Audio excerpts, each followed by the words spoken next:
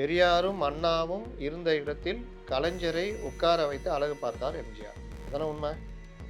எம்ஜிஆர் தானங்க இவரை முதலமைச்சராக்குனாரு. அப்புறம் எப்படி எம்ஜிஆர் வருத்தப்படுவார்? விஜய் மாதிரி ஓடி ஓடியில் எம்ஜிஆர் எல்லாரையும் வரவேற்க பேசுறாரு, வர்றவங்கலாம் பதில் சொல்றாரு. இப்போ நானா மதுரை முத்து அப்படி சொல்றாரு, அவெல்லாம் ஒரு காலத்தில் நம்மள்ட்ட வருவார், விடு பார்த்துக்கலாம். வானொலி பேட்டியே எவ்வளோ இப்போதான் சொல்றாரு, நிருபரில் பேட்டி கொடுக்கும். அப்புறம் எப்படி வானொலி பேட்டி கொடுத்தாரு? ஏங்க எம்ஜிஆர் பத்திரிகையுடைய எடிட்டராக இருக்கிறார். அவர்கிட்ட நான் கேட்டேன், என்ன சார் எம்ஜிஆர் பத்திரிகை எல்லாம் சந்திக்க மாட்டாருன்னு. நம்ம மேதக பெருந்தகை விஜய் பேசியிருக்காரு, சிரிக்கிறாப்புல. யார் சார் சொன்னா? விஜய்க்கு என்ன பிரச்சனைனா, இவரும் சினிமாவில் வந்தவர், அவரும் சினிமாவில் வந்தவர். அதை தாண்டி ஒரு விஷயம் கூட இவருக்கும் அவருக்கும் ஏணி வச்சாலும் இல்லை, பெரிய கிரேன் வச்சா கூட எட்டாது. ஏன் பிஜேபி எதிர்க்க வேண்டியதுனா ஒரு வார்த்தை பேச சொல்லுங்க. இந்த மாதிரிலாம் எம்ஜிஆர் இல்லை. எம்ஜிஆர் இன்னும் ஊழல் செஞ்சுக்கிட்டு ஈடிக்கு பயந்து அதுக்கு பயந்துலாம் அவங்கள்ட்டெல்லாம் கை கொடுக்கும். வளரிட்டு போக உனக்கு உரிமை இருக்குது, நீ வளர்றதுக்கு ஒன்று உரிமை இருக்குது.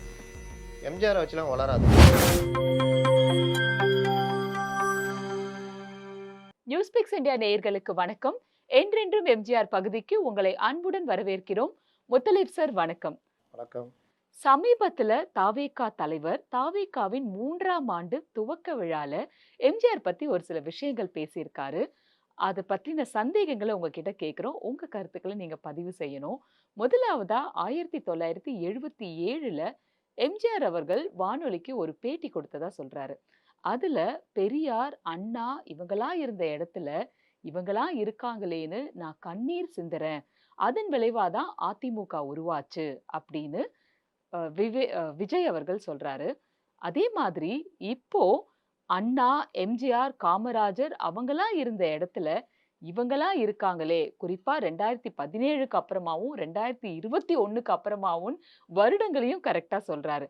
சோ அதை பார்த்து பார்த்து தமிழக மக்கள் கண்ணீர் சிந்துறாங்க. அவங்க கண்ணீரை துடைக்கிறதுக்காக உருவானதுதான் தமிழக வெற்றி கழகம் அப்படின்னு சொல்றாரு. தன்னை கிட்டத்தட்ட எம்ஜிஆரோட ஒப்பிட்டு எம்ஜிஆர் போலவே தானும் ஒரு பெரிய வெற்றியை கொடுப்பேன், கண்ணீரை துடைப்பேன் அப்படிங்கிறதுக்கான அர்த்தமா தான் இதை புரிஞ்சுக்க முடியுது. இதை நீங்க எப்படி பாக்குறீங்க? என்றென்றும் எம்ஜிஆர் வாசகர்களுக்கு தெரியும் எம்ஜிஆரை பற்றி. அப்போ எம்ஜிஆரை எவ்வளோக்கு எவ்வளோ கேவலப்படுத்துகிறார் இவர் அப்படின்றது அந்த அவருடைய பேச்சிலேருந்து அந்த வாசகர்களுக்கு தெரியும். அவர்களுக்கு தெரியாத விஷயத்தை நான் புதுசாக சொல்ல போகிறதில்ல. எம்ஜிஆர் எப்படி அரசியலுக்கு வந்தார், எம்ஜிஆர் எவ்வளோ வேல்யூ மிக்கவர், அவருடைய ஒவ்வொரு நடத்தையும் ஒவ்வொரு நாளுமே எத்தனை பேருக்கு பாடமாக உதவியாக அமைஞ்சதுன்றது ஒரு பெரிய வரலாறு. விஜய்க்கு என்ன பிரச்சனைனா, இவரும் சினிமாவிலிருந்து வந்தவர், அவரும் சினிமாவிலிருந்து வந்தவர். அதை தாண்டி ஒரு விஷயம் கூட இவருக்கும் அவருக்கும் ஏணி வச்சாலும் இல்லை, நீங்கள் பெரிய கிரேன் வச்சா கூட எட்டாது. அப்போ இவருடைய இயலாமை ஒன்று இருக்குல்ல, இவர் வெளியே வர மாட்டேங்கிறாரு, அரசியல் பேச தெரியல, இவர் வந்து நடிகர் தானேன்றாங்க, கூட இருக்கிறது எல்லாம் காகித புலிகள், லகுட பாண்டிகள், ஒன்றும் பண்ண முடியல. எதுவுமே பண்ண முடியலன்னா நம்ம என்ன பண்ணுறது? யாரையாவது ஒருத்தரை தூக்கின்னு வந்து அவரை முன்னுதாரணமாக வைக்கணும். யாரை தூக்கிட்டு வர்றது? கக்கனை கொண்டு வர முடியுமா? கக்கன் யாருன்னு விஜய்க்கு தெரியாது. கீழே இருக்கிற ஜெங்ஸிக்கும் சொல்லி தரணும் புதுசாக. அதோட எம்ஜிஆர் சொல்கிறது ஈஸி இல்லை. காமராஜர் உங்களுக்கு பிடிச்ச முதலமைச்சர் யாருன்னு கேட்குறாங்க. என்டிடிவி பேட்டி எடுத்தவர்களை பேட்டி எடுத்து அதை இவர் கொடுத்த பேட்டியாக அவர்கள் பேட்டியை ஒளிபரப்பினார்கள். உலகத்திலே இந்த மாதிரி ஒரு கட்சியை, இந்த மாதிரி ஒரு மனுஷனை நான் பார்த்ததே கிடையாது. இதுக்கு என்னன்னு கேட்டால், எங்கள் தலைவர் பேசாமலே உங்களை பேச வைக்கிறார் அல்லவா? ஏங்க அவங்க தலைவர் வெளியே வர மாட்டேங்கிறார்? எங்கள் தலைவர் வெளியே வராமலே உங்களை வர வைக்கிறார் அல்லவா? ஏங்க பேட்டியே கொடுக்க மாட்டேங்கிறார்? எங்கள் தலைவர் பேட்டி கொடுக்காமலே உங்களை செய்தி பண்ண வைக்கிறார் அல்லவா? என்ன இது? எங்கள் மக்கள் உங்களுக்கு ஓட்டு போடாமல் உங்களை வெளியே அனுப்புவார்கள் அல்லவா? அப்படி ஆக போகுது கட்சியில். அப்போ இவருடைய பலகீனத்தை மறைப்பதற்கு எம்ஜிஆரை, ஒரு மிகப்பெரிய மனிதர் அல்லவா, அவரை வந்து இவர் கையில் எடுத்துக்கிறார்.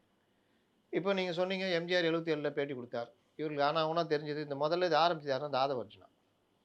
இவங்க எல்லாம் பெரும் பணம் படைத்தவர்கள், பெரிய டீம்லாம் வச்சுக்கிறாங்க. அந்த டீம்லலாம் 25-30 வயசில் எதுவுமே தெரில. எல்லாம் அந்த சாட் ஜிபிடி எதையும் நம்பிக்கிட்டு ஓட்டிகிட்டு இருக்காரு. குறைந்தபட்சம் யார்ட்டயாவது எம்ஜிஆர் பற்றி தெரிந்தவர்கள்ட்ட, இல்ல எம்ஜிஆர் யாருமே படிக்கிறது இல்லங்க முதல்ல. நல்லா எனக்கு தெரியுது. படிச்சீங்கன்னா விஷயம் வரும்ல. இப்ப நீங்க கேட்கிற பல கேள்விகள் எனக்கு தடுமாற்றமா இருக்கும். உங்களையே பேச விட்டு கம்முனு இருந்துருவேன். அப்ப நீங்க எங்கேயாவது படிச்சுட்டு தானே எம்ஜிஆர் பத்தி எடுத்துட்டு வர்றீங்க. படிக்காமயே இருந்தா எம்ஜிஆர் என்ன எம்ஜிஆர் பத்தி தெரியும்? அப்ப இன்னைக்கு இருக்கிற தலைமுறைக்கு, இன்னைக்கு இருக்கிற மக்களுக்கு இவர்கள் சொல்றது தான், இவர்கள் மேல போட்டு இது போட்டு ஒளர்றது தான்னு. அது நான் பல தடவ இவர்கள் என்ன ஒளர்னாலும் போட்டு அடி அடின்னு அடிச்சுருவேன். எம்ஜிஆர வந்து நீ கம்பேர் பண்ற நீ யாரு? எம்ஜிஆர் எப்படிப்பட்டவர்? அப்படின்றதெல்லாம். ஆனாலும் இந்த உளறல்களை இவங்க நிறுத்துறதில்ல. நம்ம வந்து இது ஒரு ஓரத்தில கத்திக்கிட்டு இருக்கிறோம். இவர்கள் சொல்றது வந்து ஊரே கூட்டம் போட்டு சொல்றப்போ, ஜனங்க இன்னைக்கு இருக்கிறவங்க எம்ஜிஆர் அப்படிதானோ அப்படின்னு நம்பிடுவாங்க. 77ல எம்ஜிஆர் ரேடியோ பேட்டி குடுத்தார். அதுல என்ன சொன்னார்? பெரியார், அண்ணா இருந்த இடத்துல இன்னைக்கு இவங்கலாம் இருக்காங்கன்னு வருத்தப்பட்டு வந்தார். அப்படியா வந்தாரு? பெரியாரும், அண்ணாவும் இருந்த இடத்தில் கலைஞரை உட்கார வைத்து அழகு பார்த்தார் எம்ஜிஆர். அதானே உண்ம? எம்ஜிஆர் தானங்க இவர முதலமைச்சர் ஆக்குனாரு. அப்புறம் எப்படி எம்ஜிஆர் வருத்தப்படுவாரு? சார் அப்ப அந்த பேட்டின்னு ஒண்ணு சொல்றதே உண்மை உருட்டலு. இல்லங்கிறீங்களா? எம்ஜிஆர் நீங்க ஏன் அதிமுக உருவானது? எம்ஜிஆர் திமுகல இருக்கிறாரு. அவர் வந்து திமுகல ஒரு மிகப்பெரிய சக்தியாக இருக்கிறார். எம்ஜிஆர் அரசியல் பேசுகிறார். பல விஷயங்கள் பண்ணுகிறார். அந்த அண்ணாவுடைய மறைவுக்கு பிறகு, அண்ணா உருவாக்குன அந்த திமுகவுல நாவலர் நெடுஞ்செழியன் தான் வர வேண்டியது. அவர் தான் பொதுச் செயலாளர், ஆக்டிங் சீஃப் மினிஸ்டரு. அவர ஓரங்கட்டிட்டு கருணாநிதிய கொண்டு வராரு. அதுக்கு எம்ஜிஆர் பேருதவியாக இருக்கிறார். அதற்கு பிறகு கருணாநிதியுடன் சேர்ந்து ஓராண்டுக்கு முன்னாடியே ஆட்சியை கலைச்சிட்டு மத்திய அரசோடு சேர்ந்து தேர்தலை சந்திக்கிறார்கள். எம்ஜிஆருடைய உதவியோட, எம்ஜிஆருடைய பிரச்சாரத்தினால கிட்டத்தட்ட 184 தொகுதிகள் திமுக ஜெயிக்குது. அதுதான் திமுகவுடைய வரலாற்றிலே அதிகம். இன்னை வரைக்கும் அத தாண்டல. அப்போ அதற்கு பிறகு இவர்களுக்கு ஆணவம் தொற்றிக் கொள்கிறது. எம்ஜிஆரை ஓரங்கட்டுகிற ஏற்பாடுகள். எம்ஜிஆருக்கு பதவி தர மாட்டேன்றார். சுகாதாரத்துறை அமைச்சர் கேட்குறாரு, "நான் தர்றேன். நீங்க நடிக்கிறத விட்டுறீங்களான்னு?" கேட்குறாங்க. நடிப்பை எப்படி விட முடியும்? அதனால வேணாம் ரைட்டு விட்டுருங்க பார்த்துக்கலான்னு எம்ஜிஆர் அதோட அந்த கோரிக்கை வைக்கல. அந்த ஒரு முள்ளு எம்ஜிஆர்ட்ட குத்திக்கிட்டே இருக்குது. அதற்கு பிறகு கருணாநிதி பல விஷயங்கள்ல எம்ஜிஆர வந்து அவரு இஷ்டத்துக்கு ஓவர்டேக் பண்ணி சில வேலைகள பண்றாரு. குறிப்பாக ஆதித்தனாருக்கும் எம்ஜிஆருக்கும் பிடிக்காது. ஆதித்தனாரு இந்த தேர்தல் 71ல ஜெயிச்ச பிறகு அவரை அமைச்சராக்க கூடாதுன்னு எம்ஜிஆர் வலியுறுத்துறாரு. ஆனா கலைஞர் நான் தான் இங்கேன்னு முடிவெடுக்கிறார். அதுல எம்ஜிஆருக்கு வருத்தம். இந்த மாதிரி சில வருத்தங்கள் எல்லாம் ஓடிக்கிட்டு இருக்குது. இந்த நேரத்துல தான் இந்த கணக்கு வழக்கு கட்சிக்குள்ள கொஞ்சம் பிரச்சனைகள்லாம் வருது. அத வச்சுட்டு எம்ஜிஆர் இன்னைக்கு பலரும் வந்து பணக்காரன் ஆயிருக்காங்க. யாரும் வந்து அன்றைக்கு இருந்த மாரி இல்ல. நான்லாம் வந்து எந்த சொத்தும் வாங்கல, எதுவும் பண்ணல. நான் கரெக்ட்டா இருக்கேன். அந்த மாரி இது பண்ணணும் அப்படின்ட்டு 2 இடத்துல பேசுறாரு. இதுதான் சாக்குன்னு அவருக்கு நோட்டீஸ் குடுத்து, அவரை கட்சிய விட்டு வெளியேற்றுகிறார்கள். அன்னைக்கு கருணாநிதி நினைச்சது என்னன்னா, இன்னைக்கு எம்ஜிஆர் வெளிய போனாருன்னா, அதோட அப்படியே போயிடுவாரு. ஒண்ணும் இல்லாம போயிடுவாருன்னு. ஆனா எம்ஜிஆரை பயன்படுத்தி எம்ஜிஆர வச்சு திமுகவ உடைக்கணும். எம்ஜிஆர்ன்றது மிகப்பெரிய சக்தின்றத இந்திரா காங்கிரஸும் புரிஞ்சுக்குது. எம்ஜிஆரும் அவருடைய ரசிகர்கள் மற்றும் அவருடைய ஆதரவாளர்கள் எல்லாம் பெருசா ஒரு இதானோன்னே, கட்சி ஆரம்பின்னு முடிவெடுத்த பிறகு கட்சி ஆரம்பிக்கிறாரு. கட்சி ஆரம்பிச்சதுலேருந்தே எம்ஜிஆர் அவதூறு பண்றாங்க. மலையாளின்றாங்க, அந்த இவரு சொன்ன மாரி அட்டகத்தின்றாங்க, என்னென்னவோ சொல்றாங்க. எம்ஜிஆர் அதெல்லாம் ஒண்ணும் பெருசா கண்டுக்கலையே. அவருக்கு தான் மக்கள் ஆதரவு இருக்குது. அவர் பாட்டுல அவரு பேசுறத பேசுறாரு. இவங்களுக்கு பதிலடி குடுக்குறாரு. எல்லா இதுவும் பண்றாரு. அப்போ எம்ஜிஆர் அதிமுகவை உருவாக்குகிறார். எம்ஜிஆர் அதிமுக உருவாக்கும் பொழுது, அவருடன் அவரை சேர்த்து ஒரு 14 திமுக எம்எல்ஏக்கள் அன்னைக்கு கட்சி தாவல் தடை சட்டம்லாம் கிடையாது. 14 திமுக எம்எல்ஏக்கள், சபாநாயகராக இருந்த மதியழகன், அந்த மாரி மாவட்ட செயலாளர்கள் எல்லாரும் வந்து கட்சி ஆரம்பிக்கிறாங்க. இதுல எங்கேயாவது விஜய்க்கும், இவர்களுக்கும் ஏதாவது ஒரு ஒற்றுமை இருக்குதா? எம்ஜிஆர் நீக்கப்பட்டார். அப்போ இதயவீணை ஷூட்டிங்ல இருக்காரு. எல்லாருக்கும் பாயாசம் கொண்டு வந்து குடுங்கன்னு சொல்லிட்டு, மணியன் தான் சொல்லிட்டு அழுவுறாரு. "எதுக்கு இதெல்லாம் வருத்தப்படுறீங்க? பாயாசம் குடுக்க சொல்லுங்க எல்லாருக்கும்னு" சொல்லிட்டு எல்லாருக்கும் பாயாசம் குடுக்க சொல்லிட்டு இது பண்றாரு. அதுக்கப்புறம் சத்யா ஸ்டுடியோக்கு வராரு. இந்த பாயாசம் குடுக்க சொன்னார்ல, அத கூட இவர்கள் திரித்து போட்டார்கள். கொண்டாடி மகிழ்ந்த எம்ஜிஆர் அப்படி இப்படின்லாம் போட்டாங்க. சத்யா ஸ்டுடியோக்கு வர்றாரு. அணி அணியாக மக்கள் சாறை சாறையாக மாவட்டங்கள்லேருந்து வந்துகிட்டே இருக்காங்க. நம்ம இவரு அவைத்தலைவர் இருக்காரு, உசேன். இவரு அதிமுக இப்போதைய அவைத்தலைவர். அவரு அப்போ பஸ் டிரைவரு. பஸ்ஸே நடு ரோட்ல விட்டு வந்துட்டாரு. அந்த மாதிரி வெறித்தனமானவர்கள் திரண்டு இங்க வர்றாங்க. விஜய் மாரி ஓடி ஒளியல எம்ஜிஆர். எல்லாரையும் வரவேற்கிறாரு, பேசுகிறாரு, வர்றவங்களாம் பதில் சொல்கிறாரு. நீங்கள் போங்கடா அண்ணா மதுரை முத்து அப்படி சொல்கிறார். அவர்லாம் ஒரு காலத்தில் நம்மள்ட்ட வருவார், விடு பார்த்துக்கலாம் அப்படின்ட்டு கட்சி கொடி வடிவமைப்பு எல்லாம் பண்ணி பண்ணுறாரு. பெரிய அளவில் எல்லா இளைஞர்கள் வர்றாங்க, புதுசாக வர்றவங்களுக்கு பதவி எல்லாரோடையும் அவர் தான் முடிவு பண்ணுறாரு. அவர் தான் பொதுச் செயலாளர். அப்போ அந்த மாதிரி வந்து எம்ஜிஆர் செயல்பட்டு கட்சியை கொண்டு வர்றாரு. இதில் எங்கே பெரியார் அண்ணா இருந்த இடத்துல இவங்கெல்லாம் இருந்தாங்கன்னு இன்னைக்கு புதுசாக என்ன உருட்டுறாங்க. இவங்க சொல்கிறது தான் வரலாறா? சரி, இன்னொரு முக்கியமான விஷயம் உங்ககிட்ட கேட்கணும்னு நினைச்சேன். எம்ஜிஆர் அவர்கள் வாழ்ந்த காலத்துல அவர் நிருபர சந்திக்கல அப்படின்னு ஒரு விமர்சனம் இருந்ததா விஜய் அவர்கள் சொல்லியிருக்காங்க. அது உண்மையா சார்? அப்படி ஒரு விமர்சனம் இருந்ததா என்ன? முதல் எப்படி சொன்னது பொய்யோ அது மாதிரி தான் இதுவும் பொய். தன்னுடைய இயலாமையை மறைக்கிறதுக்கு எம்ஜிஆரை துணை கூட்டுக்கிறார், வாடகை கற்றுக்கிறார். அதுக்கு எடுக்கணும்னா நீ எடு, எவ்வளோ விஷயங்கள் இருக்குது. எம்ஜிஆர் ஒரு நான் என் பிறகு தொடர எழுதினவர். நிருபரில் சந்திக்கணும் எழுதுவாரா? பத்திரிகையாளர்களை சந்திக்கல, பத்திரிகை ஆஃபீஸ் போல, எடிட்டரை பார்க்கலன்னா எழுதுவாரா? எம்ஜிஆர் வந்து அவர் வந்த காலத்தில் சினிமா நடிகராக இருந்த காலத்துலேருந்து அவர் வந்து பத்திரிகையாளர்களை சந்தித்திருக்கிறார், பேட்டி கொடுத்துருக்கிறார். அந்த காலத்தில் இந்த மெரினா பீச்சிலலாம் கடைகள் இருக்குல்ல, பிளாட்பார கடைகள், அங்கே புக்கு போட்டு விற்பாங்க. என்ன புக்குன்னா, இந்த குமுதமு, ஆனந்த விகடனு, கல்கி இதிலெல்லாம் தொடர் எழுதியிருப்பாங்கள்ல. இப்போ சாண்டில்யன் கதை, நான்லாம் சாண்டில்யன் வெறியன். அப்போல்லாம் நான் அதிலலாம் எம்ஜிஆர் பேட்டியிலேருந்து எல்லாம் பார்த்துருக்கேன். வானொலி பேட்டியே எவ்வளோ இப்போ தான் சொல்கிறாரு நிருபரில் பேட்டி கொடுத்தோம். அப்புறம் எப்படி வானொலி பேட்டி கொடுத்தாரு? எம்ஜிஆர் ராஜான்னு அப்போ ராஜான்னு இதில் இருந்தார், நம்ம இலங்கை இது காலையில் இலங்கை ஒலிபரப்பு கூட்டு ஸ்தாபனம் அப்படின்லாம் வரும் பாருங்க, அது பயங்கர ஃபேமஸ். அது அந்த அமைதியில் இருந்தார்ல, அவர்லாம் அவருக்கு ஜூனியர். அவரு அந்த இதுக்கெல்லாம் அவங்களாம் பேட்டி எடுப்பாங்க. எம்ஜிஆர் அதுக்கெல்லாம் பேட்டி, பெரிய பேட்டிலாம் கொடுத்துருக்காரு. இந்த மாதிரி பத்திரிகையாளர்களுக்கு அந்த பேசும் படம் புக்கு ஒன்று வந்தது, பொம்மைன்னு ஒரு புக்கு சினிமாக்காக வரும். அந்த மாதிரி ஆனந்த விகடன் கொடுத்துருக்காரு. எவ்வளோ இது. அது இல்லாமல் அரசியல் ரீதியாக இது அலை ஓசை மற்ற பத்திரிகைகள்லாம். ஏங்க எம்ஜிஆர் பத்திரிகையுடைய எடிட்டராக இருந்துக்கிறாரு. அப்புறம் என்ன, சொந்தமாக ஒரு பத்திரிகையை நடத்தியிருக்காருங்க எம்ஜிஆர். அந்த காலத்தில் ஒரு பத்திரிகையை நடத்தியிருக்காரு. அது பேர் எனக்கு ஞாபகத்துக்கு வரல. தொடர்ச்சியாக நடத்தியிருக்காரு. இலக்கியம் எல்லாம் சேர்ந்து வச்சு நடத்தியிருக்காரு. என்ன உருட்டுறீங்களா? நம்ம வாசகர்கள் யாராவது இருந்தால் போட்டு விடுங்க, எனக்கு இப்போ ஞாபகத்துக்கு வரல. எம்ஜிஆர் சொந்தமாக பத்திரிகை நடத்தியிருக்காரு, வார இதழ் ஒன்று நடத்தியிருக்காரு. தென்னகம் அதிமுகவுடைய பத்திரிகை, கே கிருஷ்ணசாமி இது பண்ணது. அதுலேயும் எம்ஜிஆர் அவர் சம்மந்தமானதெல்லாம் வரும். அண்ணா எம்ஜிஆர் பத்திரிகை தான் அது. அதனால் எம்ஜிஆர் ஆனந்த விகடனில் எழுதியிருக்காரு, பேசியிருக்காரு. எல்லாத்துக்கும் மேலே நான் ஒன்று சொல்கிறேன். என்னுடைய நண்பர்ன்றதை விட வயதில் மூத்தவர், என்னுடைய பக்கத்து சீட்டில் இருந்தவர், தினகரனில் நான் வேலை செய்யும் போது அறிவாலயம் சேகர் அப்படின்னு சொல்லுவாங்க. தினகரனை கந்தசாமிகிட்ட இருந்து, கேபி கந்தசாமிகிட்ட இருந்து மாறன் பிரதர்ஸ் வாங்கும்பொழுது, நீ என்ன வேணால் பண்ணிக்கோ, எங்கள் பீட்டு ரிப்போர்ட்டர் டிஎம்கேக்கு அறிவாலயம் சேகர் தான் இருக்கணும் அப்படின்னு கலைஞரே சொன்னதாக சொல்லுவாங்க. அப்படிப்பட்டவர். அவர்கிட்ட நான் கேட்டேன், என்ன சார் எம்ஜிஆர் பத்திரிகையாளர்லாம் சந்திக்க மாட்டாராமே, நம்ம மேதகு பெருந்தகை விஜய் பேசியிருக்காருன்னு சிரிக்கிறாப்புல. யார் சார் சொன்னா? நாங்கள்லாம் சாதாரணமாக பார்ப்போம். அப்போ தினமணி சம்பந்தம், இன்னும் 4-5 பேர் பெரிய பெரிய பேர்லாம் சொன்னார். பாலுன்னு ஒருத்தர் இருந்தார், நாத்திகம் பாலு அந்த பேர். அவங்களாம் பெரிய பத்திரிகையாளர்கள். அப்போல்லாம் பிரிண்ட்டு தானே, போய் உட்காந்து கேட்பாங்க. ஒரு தடவை சார் உங்கள் கண்ணாடி அப்படின்னு கேட்டாராம் ஒருத்தர், ஒரு பத்திரிகையாளர். சார் உங்கள் கண்ணாடி வந்து எம்ஜிஆர் கண்ணாடியை பற்றி ஒரு ரூமர் உண்டு, தெரியுமா தெரியாதா? அந்த கண்ணாடியை போட்டால் எதிரில் இருக்கிறவங்க நிர்வாணமாக தெரிவாங்க அப்படின்னு. அந்த டைமில் பெரிய இது, எம்ஜிஆர் ஏன் அந்த கண்ணாடி வச்சுக்கிறாரு தெரியுமா? இன்னொரு கண்ணாடி கையில் வச்சுருப்பாரு, அவர் பவர் கிளாஸு. ஒருவேளை இது இல்லைன்னா இதுக்குன்னு, இதுக்கு தான் அந்த கண்ணாடி அதுன்னு. ஒரு நிருபர் உங்கள் கண்ணாடினோன்னா, வாங்க நீங்கள் எது கேட்குறீங்கன்னு தெரியுங்க வாங்கன்னு கூப்பிட்டாராம். கிழிச்சிட போடாருன்னு சொல்லிட்டு பயந்து போனோம். வாங்க அடிக்க மாட்டேன், கிட்ட வாங்க, கண்ணாடியை கழட்டி இருந்தாங்க போடுங்க, ஏதாவது தெரியுதா? இல்லை. இப்படி தான் எல்லோரும் ரூமர் கிளப்புறாங்க. ஒரு பெரிய இதை வச்சு தான் பூவே பூச்சிடுவா படத்தில் அந்த சீனே வருமா? நெட்ரிகன், ரஜினி நடித்த நெட்ரிகன்லேயும் வரும் அந்த மாதிரி. இது அந்த மாதிரி கண்ணாடிலாம் இப்போ கண்டுபிடிக்கலங்க, சும்மா ஊட்டினுங்கிறானுங்க. அந்த மாதிரிலாம் வராது, வரவும் முடியாது. அப்போது எம்ஜிஆர் இங்கே சந்திப்பார் இந்த டி நகர் அலுவலகத்தில். ஒரு பெரிய கும்பலே உட்காந்துருக்கோம், சுற்றி உட்கார வச்சு மத்தியானம் சாப்பாடோ நைட்டு டிஃபனோ இல்லை காலை உணவோ அவர் அந்த டைமு கிட்ட நெருங்குச்சுன்னா சாப்பிட்டு தான் போகணும் அப்படின்னு. அதே மாதிரி செக்ரட்டரியேட்டில் அவர் சொன்னார், செக்ரட்டரியேட்டில் ஒரு இது பெரிய பிரச்சனை அன்றைக்கி.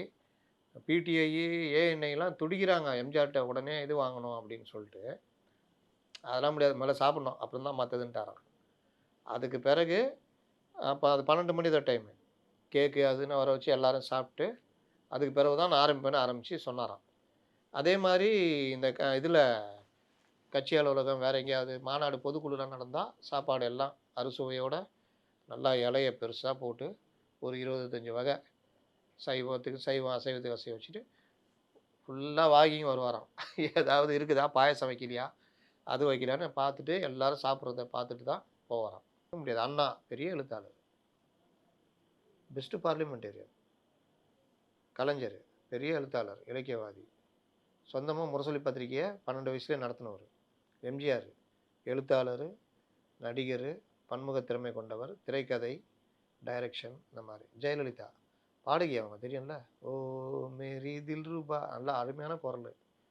அவங்க பாடகி, எழுத்தாளரு, திரைக்கதை பண்றவங்க அந்த மாரி. அதே மாதிரி ஆ அந்த அந்த அதிமுக இதுவே அந்த மாரி ஒரு தொடர்ல வந்தது. அந்த முதலமைச்சர்லாம் அப்படி இருந்தவங்க. இவரு என்னமோ உட்காந்துட்டு உருட்டிட்டு இருக்காரு. எம்ஜிஆர் பத்திரிகையாளர்ல பார்க்க மாட்டாரு அது இதுன்னு. நீ அதான் சொல்லுவாப்ல கவுண்டமணி. பொய் சொல்லலாம், ஏக்கர் கணக்குல சொல்லக்கூடாதுன்னு. எனக்கு என்னன்னு வளரணும்னா, அப்ப நாங்கலாம் எதுக்கு இருக்கிறோம்? இன்னும் ஒரு 20 வருஷம் பொறுத்து எல்லாரும் போய் சேர்ந்தாப்புல வேணா உருட்டுங்க. அன்னைக்கும் வந்து இந்த எம்ஜிஆர் கிளப்பு, எம்ஜிஆர் இதுன்னு இல்லாமயா போவாங்க? இது வழி வழியா நம்ம தான் கடத்துறோமே எம்ஜிஆர. அதனால இவர்கள் இப்படிதான். நம்ம வேற யாரையும் பெருசா பார்த்ததில்ல. எம்ஜிஆருக்கு அப்புறம் தான். அண்ணாவெல்லாம் நம்ம பொறக்க முன்னாடியே அவர் போய் சேர்ந்துட்டாரு. பொறந்த பிறகு. அந்த ஒரு வயசு இருக்கும்போது இறந்து போனாரு. அப்போ அ இவர்கள் எல்லா தலைவர்களும் இந்த மாரி தான் இருந்திருக்காங்க. பத்திரிக்கையாளர் சந்திச்சிருக்காங்க. சந்திக்காமலாம் இல்ல. அதனால அவர்கள் வந்து ஏங்க அரசியல் தெரியுது, பேசுறாங்க. பிரச்சனை தெரியுது, பேசுறாங்க. அவங்களுக்கு என்னங்க தயக்கம் இருக்குது? இன்னைக்கு இருக்கிற மாரி பத்திரிக்கையாளர்கள் அப்ப அப்படிலாம் கிடையாது. ஒரு கிளாரிஃபிகேஷன், ஒரு நல்ல ஒரு இது, இதுக்கு இவங்களுடைய பதில் என்ன? இந்த மாரி தான் இருக்கும்.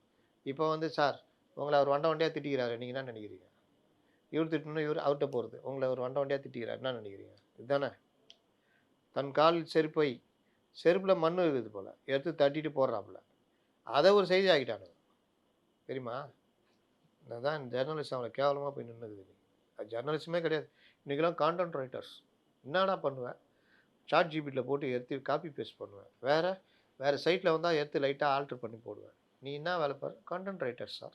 சார் இப்போ விஜய் அவர்கள் மீது என்னென்ன விமர்சனங்கள் வருதோ, அது எல்லாத்தையும் பட்டியலிட்டு, இதே விமர்சனங்கள் எம்ஜிஆர் மேலயும் வந்தது. அப்போ பேசின அதே வாய் தான் இப்பவும் பேசுது அப்படின்னு விஜய் சொல்றாரு. இத நீங்க எப்படி பார்க்குறீங்க சார்? பல தடவ பேசிட்டோம். எம்ஜிஆர் முதல்ல ஒரு அரசியல்வாதியா வரல. எம்ஜிஆர் ஒரு தேசியவாதி. முன்ன மாரிலாம் கூட கிடையாது. நாடகத்தில் நடிக்கும்போதே மகாத்மா காந்திக்கு ஜேன்னு சொல்லி தான் அந்த நாடகமே தொடங்குவான். அந்த அ boys Madurai original boys club இந்த இதெல்லாம் இருக்கும்போது, அந்த மாரிலாம் பண்ணி மகாத்மா காந்தியுடைய தீவிர பக்தராக கதராடை அணிந்து, அதெல்லாம் இருந்து ஜெயிலுக்கு கூட போயிருக்காரு. வயசு. இன்னொன்னு பாருங்க, பள்ளிக்கூட பருவத்தில அரசியல் தெரியுது அவருக்கு. நீ இம்மாம் பருவத்துக்கு வந்து உனக்கு இன்னும் அரசியல் தெரிய மாட்டேங்குது. நீ வந்து எம்ஜிஆர பேசினுக்கிறியா? நியாயமான்னு கேட்குறேன். பள்ளி பருவத்தில மட்டும் இல்ல. எம்ஜிஆர் அடுத்தடுத்த காலகட்டங்கள்லயும் அந்த அரசியலை அவர் பார்த்துட்டே வர்றாரு. அதனால தான் அவர் அரசியலை நோக்கி நகர்றாரு. அண்ணாவை போய் நேர்ல சந்திக்கிறாரு. அண்ணாவுடைய பணத்தோட்டம் கதைய படிச்சுட்டு அண்ணாட்ட போய் பேசுறாரு. பெரியாருடைய கொள்கையினால ஈர்க்கப்பட்டு குடியரசு பத்திரிகை வாங்கி படிக்கிறார். கலைஞரோட நட்புறவு ஏற்பட்டு 2 பேரும் அரசியலை விவாதிக்கிறார்கள். தேசிய அரசியல காங்கிரஸ்ல இருந்த இவர் ஒரு கட்டத்துக்கு மேல கலைஞரோட விவாதத்துல திராவிட அரசியல் தான் சிறப்பு அப்படின்ட்டு அதுக்கு வராரு. அண்ணாவை அறிமுகப்படுத்தினது கலைஞர் கிடையாது. டிஎன் நாராயணசாமின்னு நினைக்கிறேன். அவரு தான் பெரிய நாடக நடிகர். அவரு தான் எம்ஜிஆர அண்ணாட்ட அறிமுகப்படுத்துறாரு. அப்போ எம்ஜிஆர் வந்து அரசியல் ஈடுபாடு ஒரு நடிகரா இருந்துட்டே சேவை மனப்பான்மைன்னு ஒண்ணு இருக்குல்ல. தேசத்துக்காக ஏதாவது பண்ணணுன்ற ஒரு எண்ணம். அதுல அவரு வாங்குற சொற்ப சம்பளத்துல கூட இந்த தேசத்துக்கு பண்ணணும்னு பண்ணியிருக்காரு. 2வது காங்கிரஸ்வாதியா இருந்திருக்காரு. கதராடை அணிஞ்சு இருந்திருக்காரு. 3வது இயற்கையாகவே அவங்களுக்கு வந்து அந்த ஒரு இது இருக்கும். கேரளா சார்ந்த ஒரு இதுன்றதுனால இயற்கையாகவே ஒரு அரசியல் இது இருக்கும். 3வது திராவிட அரசியல் சிறப்பா, காங்கிரஸ் சிறப்பான்னு வாக்குவாதத்துல ஈடுபட்டிருக்காரு. கலைஞரோட நடத்தின நீண்ட வாக்குவாதத்துக்கு பிறகு, நான் வந்து இந்த ரயில்ல இருந்து இறங்கும்போது என்னுடைய இதெல்லாம் கழட்டிட்டேன். நான் வந்து ஒரு திமுக திராவிட சித்தாந்தத்தை ஏத்துக்கிற ஒரு ஆளா மாறிட்டேன்றாரு. அதற்கு பிறகு திமுகவுல இணைஞ்சு திராவிட ஈர்ப்பு கொள்கையில அது பட்டி தொட்டி எங்க மேடைகள்ல பேசுறது, எங்கே சான்ஸ் கிடைக்குதோ நாடகத்துலேயோ இதுலேயோ சினிமாவில் எல்லாவற்றிலும் பண்ணுவதுன்றதை அவர் கொண்டு போயிருக்காரு. அப்படி ஒவ்வொரு இடத்துலையும் கொண்டு போகிற ஒரு மனிதனுக்கு அரசியல் தெரிஞ்சால் தான் பண்ண முடியும். அவர் ஏன் பத்திரிக்கையாளனை பார்த்து பயப்படுறாரு? நீ உருட்டுறன்னு உனக்காக செத்து போன மனுஷனை கொண்டு வந்து அவமானப்படுத்தலாமா? நியாயமா இது?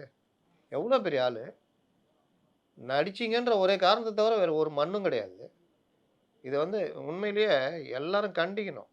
இஷ்டத்துக்கு எம்ஜிஆரை பற்றி பேசணும். ஒளறிட்டு போ, உனக்கு உரிமை இருக்குது. நீ வளர்றதுக்கு உனக்கு உரிமை இருக்குது.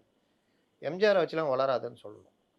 அப்போ எம்ஜிஆர் அதை கடந்து திரைத்துறையில் எம்ஜிஆர் சகல வித்தைகளும் தெரிஞ்சவர். அவருடைய வாழ்க்கையை நம்ம பேசிக்கிட்டே இருக்கிறோம். எவ்வளோ போராட்டகலமான வாழ்க்கை, எவ்வளோ உங்கள் அப்பா மாதிரி பான் வித் சில்வர் ஸ்பூனில் நீங்கள் வர்ற மாதிரி வரல. முட்டை பரோட்டா சிக்கன் பரோட்டா பாடிட்டு வரல எம்ஜிஆர். தேசபக்தி பாடல்கள், தேசத்தை காக்கிற இது, அந்த இதோட ட்ராவல் பண்ணி வந்தவர். வரும்போது இளைஞனாக இருக்கும் போதே அரசியல் தெரிஞ்சுட்டு வந்தவர். இளைஞனாக இருக்கும் போதே திமுகவில் இணைஞ்சு இந்த கொள்கைகளை பட்டுக்கோட்டை கல்யாண சுந்தரத்தின் பாடல். எம்ஜிஆர் ஒரு பொது உடைமைவாதி தெரியும்ல. அவருக்கு பொது உடைமை கருத்துக்கள் அவ்வளோ பிடிக்கும். பெரிய படிப்பாளி வேறு அவர். பல இதை படிச்சிருக்காரு. பலருடைய எந்த ஒரு விஷயம்னாலும் படிச்சுட்டு விவாதிக்கக்கூடிய ஆள். எம்ஜிஆருடைய நான் என் பிறந்தனை படிச்சுட்டு ஒரு பக்கத்தை படிச்சுட்டு பதில் சொல்லுங்கள். இன்றைக்கி இருக்கிற மக்கள் பிரச்சனை பேசுறதுக்கு வாய் வர மாட்டேங்குது. போய் பூந்தனா கோயிலில் தேர் சாமி கருவறைக்கு போன மாதிரி காண போயிடுறா. அதோடு அடுத்த அமாவாசைக்கு வெளியே வர்ற. மறுபடியும் வெளியே வந்தால் வேறு ஏதாவது உற்சவம், பௌர்ணமி உற்சவம் எதுக்காக ஒன்று வெளியே வர. சித்திரை திருவிழா மாதிரி ஆயிடுச்சு கதை. அத்திவரதர் 40 வருஷம் விட வர மாதிரி 40 நாளைக்கு ஒரு தடவை வெளியில் வர்றீங்க. அதுக்கும் அவரே சொல்றாரே சார், விஜய் வீட்டை விட்டு வெள்ளவான்னு எல்லாரும் சொல்றாங்க. ஒவ்வொரு வீட்டில் இருக்கிற விஜயும் வரப்போறாங்க, ஓட்டு போட வரப்போறாங்க. அப்ப எல்லாம் வாயடைச்சு போறீங்க அப்படின்னு சொல்றாரே. தன்னால் ஒருத்தனால எதுவும் செய்யவே முடியாது. ஆனால் இந்த மாதிரி இந்த பேச்சு பேசிகிட்டு இருப்பாங்க. பார்த்துறீங்களா? நான் மட்டும் வேலைக்கு போயிட்டேன்னா அவ்வளோதான். ஏன்டா வேலைக்கு போகல? ஏன் நம்மளுக்கு தகுதிக்கெல்லாம் வேலை தரான். நான் மட்டும் வேலைக்கு போயிட்டேன் வச்சுக்கோ அப்படின்னு. நீ முதல்ல போய் சாதாரணமாக சம்பாதிச்சு வீட்டை காப்பாற்றுற வழியை பாரு, அப்புறம் பார்த்துக்கலான்னு. இதெல்லாம் அந்த லிஸ்ட்டு. இயலாமையை மறைப்பதற்கு எதையாவது பேசுறது. நான் அதான் சொல்கிறேன்னே, 30 நாள் பயந்து போய் வீட்டில் பதுங்கியிருந்தது என்ன சொன்னாங்க? மௌன புரட்சியம். மௌன புரட்சியின் மூலம் சாதிச்சாராம். பெரிய புத்தர் இவர். அப்படியே இந்த மரத்துக்கு கீழே உட்காந்து அப்படியே மௌன புரட்சி பண்ணி போதி மரத்துக்கு கீழே பண்ணிட்டார். இயலாமையை மறைப்பதற்கு எதையாவது சொல்வது காரணமாக. நீங்கள் ஏங்க பேட்டி கொடுக்க மாட்டேங்கிறார் உங்கள் தலைவர்னு அருண்ராஜ்கிட்ட கேட்டால், சிஎம் ஸ்டாலினை பத்திரிகையாளர்களை சந்திக்க சொல்லுங்கள். அப்புறம் இன்னைக்கு கூட பத்திரிகையாளர் சந்திச்சிருக்காரு. ஆமாம். சிஎம்மை பற்றி பேசுகிறீங்களா? அவர் 50 ஆண்டு கால 57-8 வருஷம் அனுபவத்துக்கு சொந்தக்காரர். அவர் வாழ்க்கையில் எதிர்க்கட்சி தலைவராக ஒன்றுமில்லாமல் இருந்த காலகட்டம், பல சோதனை ஏற்றத்தாழ்வுகளை சந்தித்து வந்திருக்காரு. அவர் வாழ்க்கையில் பத்திரிகையாளர்களை சந்திக்காமையே வந்தாரா? இந்த மாதிரி தான் ஓடி ஒளிஞ்சாரா? அப்போ பொது உடைமை கருத்துக்கள் கொண்டு வந்தது. அதெல்லாம் அரசியல் அறியாத ஒருத்தன் சொல்ல முடியாது. இன்னொன்று, பாடல் வரிகள் இருக்குல்ல, ஒரு நல்ல நாலேஜபிள் பர்சனு, பொதுமக்கள் மேலே சிந்தனை உள்ளவன், இளைய தலைமுறை மேலே அக்கறை உள்ளவன் ஒருத்தனால மட்டும்தான் தன் பாடல் வரிகள் இப்படி இருக்கணும், இதை தாண்டி போகக்கூடாதுன்றதில் உறுதியாக இருப்பாங்க. வந்தவங்களுக்கெல்லாம் வாரி வழங்கினது அவர், சோறு போட்டது அவர், இருக்கிறதையும் பறிச்சுட்டு விடுற ஆள். நீ தண்ணி குடிக்க தண்ணி கூட வைக்க மாட்டேங்க அந்த ஆஃபீஸில், பனையூர் ஆஃபீஸில். நிமிர்ந்து நடந்து நேர்கொண்ட பார்வையில் துணிச்சு அந்த அமெரிக்கா போயிட்டு சிகிச்சை பெற்று வராரு. கூண்டு வண்டி செஞ்சு கொண்டு போகிறாங்க. இங்கேருந்து போப்பாண்டவருக்கு ஒரு கூண்டு வண்டி ரெடி பண்ணாங்க. அந்த வண்டியை ரெடி பண்ணி அந்த சேரில் உட்காந்து கூட்டு போகிற மாதிரி ரெடி பண்ணி கொண்டு போகிறாங்க. மனுஷன் வந்து ஏறி கடன்னு ஏறுறாரு. ஏண்டா இவருக்காடா பக்கவாதம் வந்ததுன்னு. அப்படியே திருநாவுக்கரசுலாம் கண் கலங்கி அழுது காலில் விழுந்துடுறாரு. அப்படியே பிடிச்சி தூக்கி கட்டி அணைச்சிக்கிறாரு. காரை என் காரை கொண்டு வான்றாப்புல. எம்ஜிஆர் 4777ன்னு அன்றைக்கி ஒரு எம்பி, ராஜ்யசபா எம்பி ஒருத்தர் மகாராஷ்டிரா ரிஜிஸ்ட்ரேஷன் வண்டி கொண்டு வர, அதே சேம் மார்க் 4 அம்பாசிடர் வந்து நிறுத்தியிருக்காரு. என் வண்டி கொண்டு வா, மார்க் 2வாக இருக்கட்டும் எதுவாக இருக்கட்டும், டிஎம்எக்ஸ் 4777 கொண்டு வான்னு சொல்லி அதில் ஏறி வீட்டுக்கு போகிறாரு. வாய் மட்டும்தான் அவருக்கு அப்போ பேச வரல. மற்றபடி அந்த ஆக்டிவிட்டிஸ் எல்லாம் அப்படியே இருக்குது. நீங்கள் எம்ஜிஆர் ஆட்சிக்கு வந்த பொழுது 60களில், அவர் வயசு 60 வயசு, 77ல் அந்த மாலை போடும் போதெல்லாம் பார்ப்போம். கடன்னு ஏறுவார். ஒரு மதுரையில் எங்கே வெள்ளம் வந்துச்சு, 50 கிலோ அரிசி கொடுத்தாரு. அந்த அரிசி அப்படி வாங்கி அப்படி கொடுப்பாரு.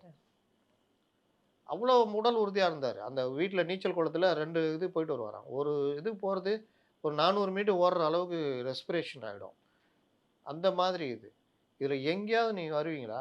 மேலே வந்து அப்படி கை ஆட்டினா அப்படியே ஆர்ப்பரிக்கும் கூட்டம்.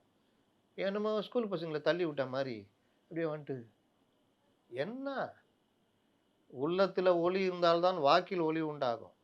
உள்ளத்துல நீங்க உங்கள நம்புனீங்கன்னா தான் உங்க உங்க போஸ்டரே தனியா இருக்கும். நீங்க நிக்கிறது ஏன் ராணுவ வீரர்களுக்கு நிமிர்ந்து நிக்கணும், இப்படி பண்ணணும் அப்படி எதுக்கு சொல்லி தராங்க? அந்த இதுதான் பார்க்குறவங்களுக்கு நம்பிக்கை வரும். ஒரு தலைவன்னா நிமிர்ந்து நிக்கணும், பார்க்கணும், பேசணும்.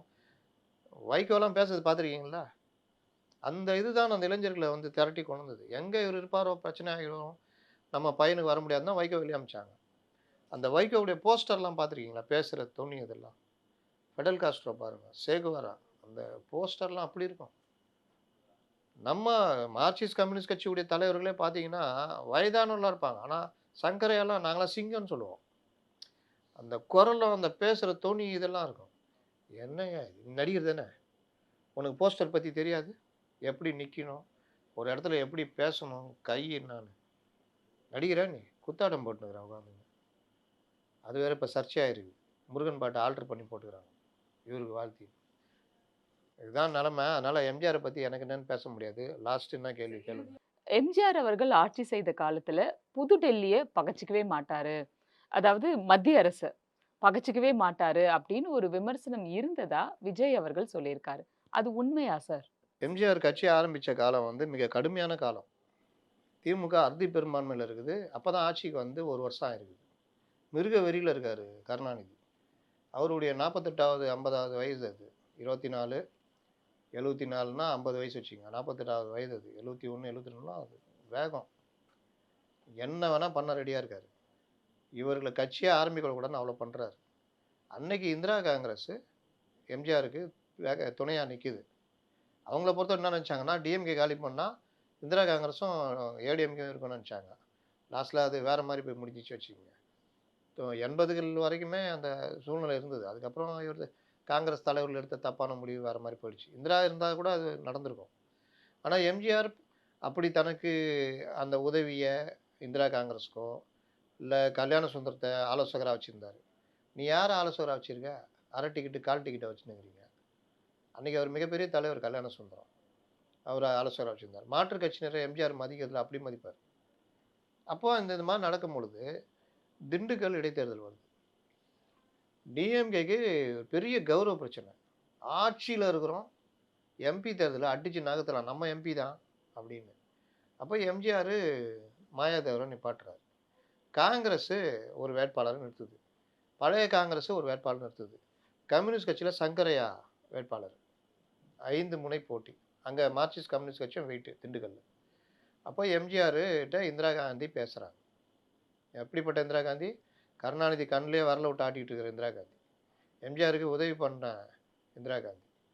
வேட்பாளர் வாபஸ் வாங்கலாம். எங்க முடியாதுன்ட்டாரு. நாங்க அப்போ இது என்ன வேணா பண்ணிக்கிறோம். நாங்க நிறுத்துறோம்ன்ட்டு நிறுத்திட்டாரு. காங்கிரஸ் தான் ஜெயிக்கும். அது ஜெயிக்கும்னு எல்லாம் அன்னைக்கு இருந்த பத்திரிகையாளர்லாம் திமுக ஆளுங்கட்சி அவங்க தான் ஜெயிப்பாங்கன்ற அளவுக்கு எழுதிட்டாங்க. இல்லாட்டி காங்கிரஸ் ஜெயிச்சிரும் அப்படின்ற மாரி. 2.5 லட்சம் வாக்கு வித்தியாசத்துல ஜெயிக்கிறாங்க. மார்க்சிஸ்ட் கம்யூனிஸ்ட் கட்சிகிட்ட எம்ஜிஆர் கோரிக்கை வைக்கிறாரு. அவர் வாபஸ் வாங்கிக்கிறாங்க. வாபஸ் வாங்கி ஆதரிக்கிறாங்க. பி. ராமமூர்த்தி தான் அப்ப தலைவர். ஆரிய மாயா, திராவிட மாயா எழுதினவர். இன்னைக்கு வைகைன்னு வழக்கறிஞர் இருக்காங்க. ம். அவங்களுடைய அப்பா. மிகப்பெரிய சுதந்திர போராட்ட வீரர். அவர் தான் இன்னைக்கு மாநில தலைவர். வாபஸ் வாங்குறாங்க. மாயாதேவர் 2.5 லட்சம் வாக்கு வித்தியாசத்துல. சிங்காநல்லூர் இடைத்தேர்தல் வருது. அங்கேயும் அப்படிதான். 77லும் தனியா தான் நிக்கிறாரு. அந்த கோவம் தான் இந்திரா காந்திக்கு 80ல காங்கிரஸ் கூட சேர்ந்து நின்னு, திமுக கூட சேர்ந்து நின்னு பார்லிமெண்ட் தேர்தல்ல கவுக்குறாங்க. எங்க எம்ஜிஆர் மத்திய அரசுகிட்ட இணங்கி போனாரு. அதற்கு பிறகு ஒரு முடிவு எடுத்தார் எம்ஜிஆர்.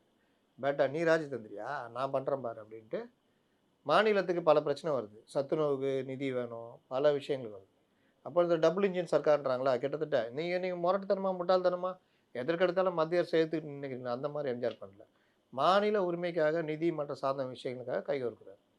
அந்த உறவு நல்ல உறவா போகுது. அது நான் கடைசி வரைக்குமே எம்ஜிஆர் அமெரிக்காவுக்கு இங்க இருந்தப்போ அப்போலோல வந்து இந்திரா காந்தி பார்த்துட்டு அவருக்கு தனி விமானத்துல அவர் அமெரிக்கா கொண்டு போகணும்னு உத்தரவு போட்டு போறாங்க.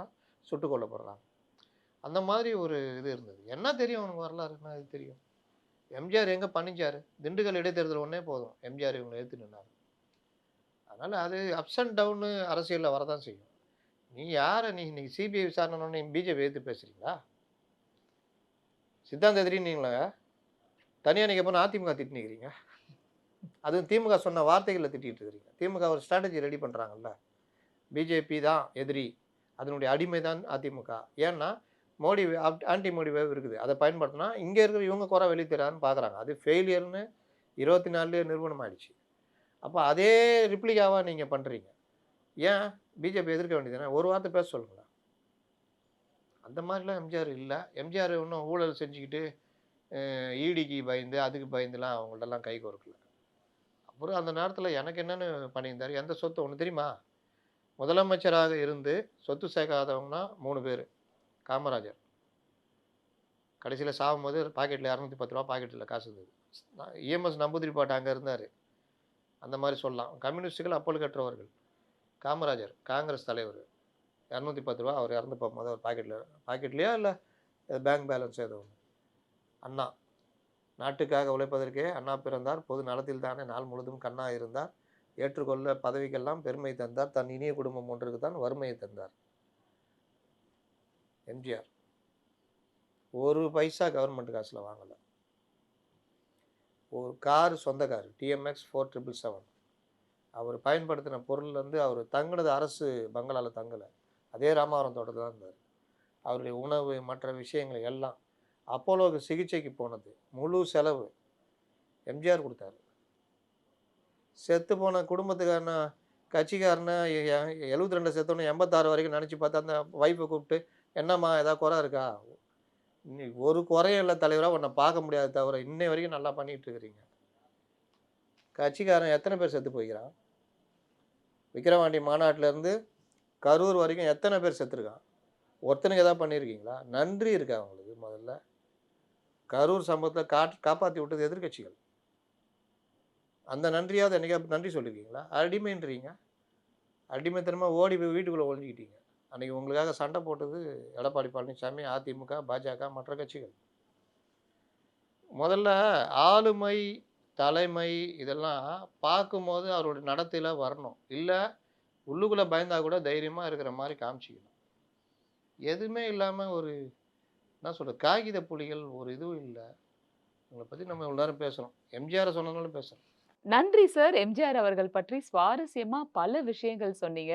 எம்ஜிஆர் அவர்கள் வாழ்ந்த காலத்துல இப்படிப்பட்ட விமர்சனங்கள்லாம் இருந்திருக்குமா?